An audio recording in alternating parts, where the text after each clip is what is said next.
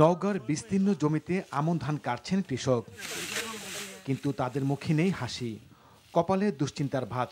কারণ বৈরী আবহাওয়ার কারণে এবছর ফলন বিপর্যয় হয়েছে। উৎপাদন খরচ দ্বিগুণ হলেও ধানের বাজার কম। সব মিলিয়ে হতাশ কৃষক। বাজারে প্রতিমন ধান বিক্রি হচ্ছে 1050 টাকা থেকে 1100 টাকায়। উৎপাদন খরচ পড়েছে 2000 টাকা।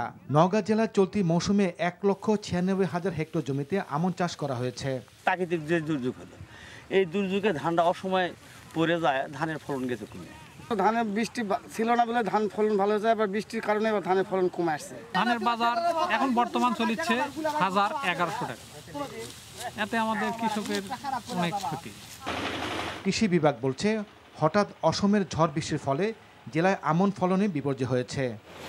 কৃষকদের ধরেন আমরা ইতিমধ্যে আমরা সরিষা প্রণোদনা দিয়েছি, তারপরে গমের প্রণোদনা বিতরণ চলতেছে, তারপরে সামনে বোরো ধানের প্রণোদনা আছে, হাইব্রিড প্রণোদনা আছে। তবে ভিন্ন চিত্র ব্রাহ্মণবাড়িয়ায়। জেলায় এবছর আমনের বাম্পার ফলন হয়েছে। সর্বত্র এখন ধান কাটা ও মাড়াইয়ে ব্যস্ত সময় পার করছেন কৃষক। ব্রাহ্মণবাড়িয়া চলতি মৌসুমে 55,295 হেক্টর জমিতে আমন ধান আবাদের লক্ষ্যমাত্রা নির্ধারণ করা হয়েছে। মাশাআল্লাহ ভালো ধান হয়েছে।